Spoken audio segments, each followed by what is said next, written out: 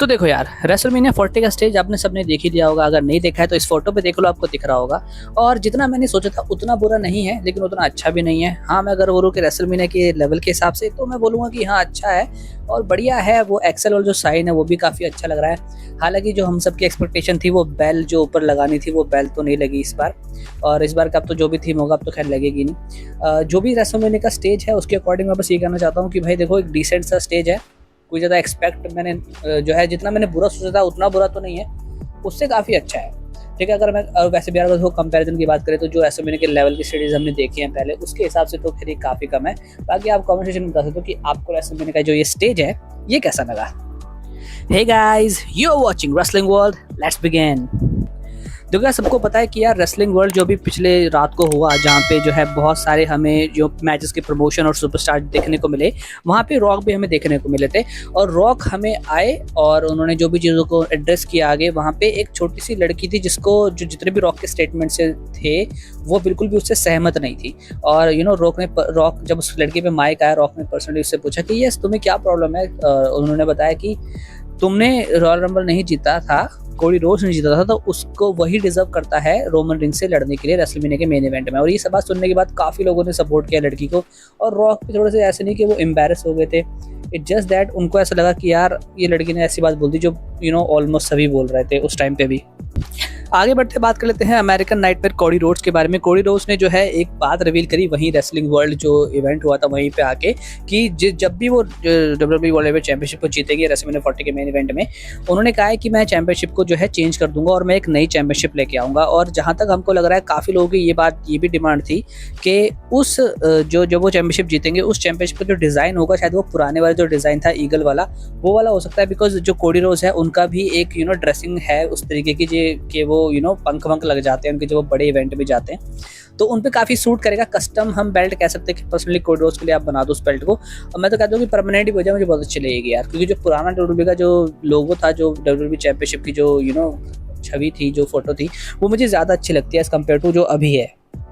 खैर आगे बढ़ते हैं, बात कर लेते हैं सेथ रॉलिंस के बारे में। सेथ रॉलिंस ने अपने रिसेंट इंटरव्यू में इस बात को कहीं ना कहीं हिंट दिया है या कहीं ना कहीं इस बात का इशारा किया है कि क्या वो बिट्रे करने वाले हैं कोडी रोड्स को। उन्होंने अपने स्टेटमेंट में कहा कि देखो यार, रोमन रिंग्स है, उसके पास अपना पूरा परिवार है, इवन रॉक उनके साथ में है, समोन डायनेस्टी है, खुद उनकी जो पूरी ब्लड लाइन है, उनका जो पूरा परिवार है WWE से बिलोंग करता है। और जो कोडी रोड्स है उनका तो सरनेम ही रोड्स है, तो ऑब्वियसली उनकी फिर जो है रेसलिंग फैमिली है। तो बच गया मैं, जिसकी कोई फैमिली नहीं, जिसका कोई बैकग्राउंड नहीं, जिसका कोई सपोर्ट नहीं है। तो उन्होंने कहा कि जो भी कुछ मैं करूँगा, जो है रेसलमेनिया में जो भी कुछ करने वाले हैं, वो कुछ ऐसा होगा जो आज तक जिस हिसाब से हम सोच रहे हैं कि अगर वैसा हो जाए तो वो ऐसा कुछ होगा जो आज तक रेसलमेनिया में कभी ऐसे इतिहास में कभी नहीं हुआ। तो क्या कहीं ना कहीं कोई जो है सेथ रॉलिंस, उन्होंने ये टीज किया है कि यार कुछ तो मैं करने वाला हूँ रेसलमेनिया 40 में। आगे बढ़ते हैं, बात कर लेते हैं जॉन सीना के बारे में। और देखो, PW इनसाइडर के अकॉर्डिंग एक बुरी खबर भी अच्छी खबर भी, दोनों मैं आपको बता देता हूँ। अच्छी खबर ये है कि जो जॉन सीना है वो रेसलमेनिया 40 पे होने वाले हैं। जहाँ तक ये रिपोर्ट है 99% ये बात की श्योरिटी है कि जॉन सीना जो है रेसलमेनिया 40 पे हमको देखने को 100% मिलेंगे। लेकिन वो किसी भी फिजिकल एक्शन में हमको देखने को नहीं मिल सकते, इसकी पॉसिबिलिटी बहुत ज़्यादा है। PW इनसाइडर के अकॉर्डिंग ये रिपोर्ट है। और उन्होंने हमें ये भी बताया कि हो सकता है कि हाँ वो हमें फाइट करते ना देखे, बट हो सकता है कि कोई ऐसा कोई न्यू कमर सा रेसलर होगा उनके सामने, उनको मार दिया, एक दो पंच थ्रो कर दिया, ए लगा दिया, इतना हो सकता है।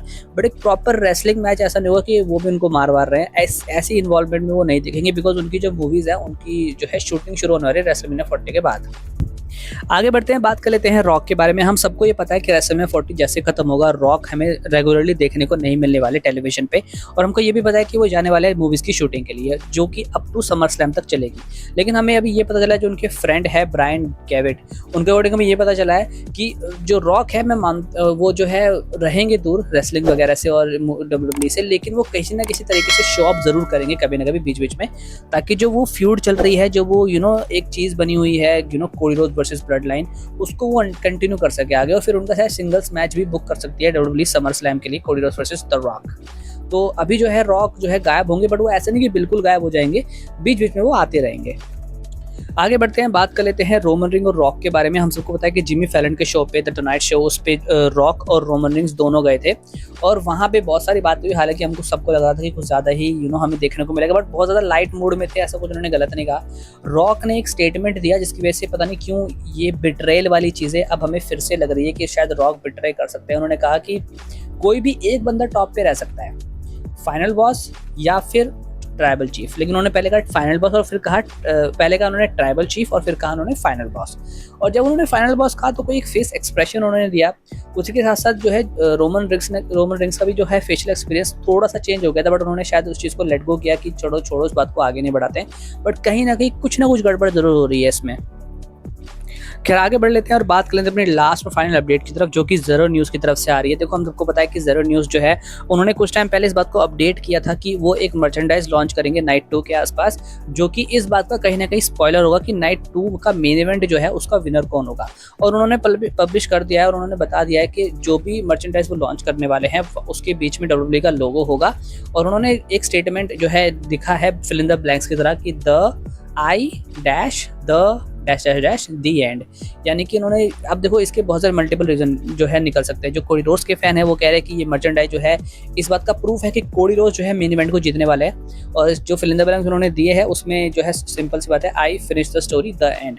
लेकिन जो रोमन रिंग्स के फैन है वो कह रहे हैं कि आई एंड द स्टोरी, जो कुछ भी है जो रोमन के फैन है वो उसको इस तरीके से ले रहे हैं। तो मेन इवेंट जो है फिलहाल के लिए उसका बिल्कुल ही बस चल रहा है। हालांकि जो ज़्यादा लोग हैं, जो ज़्यादा पल रहा है वो कोडी रोड्स का ही बारी कि 100% लोग श्योर है कि कोडी रोड्स ही जीतने वाले हैं। आप बता सकते हैं कमेंट सेक्शन में कि आप ट्राइबल चीफ की तरफ है या अमेरिकन नाइटमेयर की तरफ। And that was a video guys. अब बता सकते हैं कमेंट सेक्शन में कि आप कितने ज़्यादा एक्साइटेड है रेसलमेनिया 40 को लेके, क्या प्लान है आपके रेसलमेनिया 40 को लेके, कमेंट सेक्शन में बता सकते हैं। ऐसे कमाल की वीडियो के लिए हमारे चैनल को सब्सक्राइब और शेयर आप कर सकते हैं। I will see you in the next video. Thank you.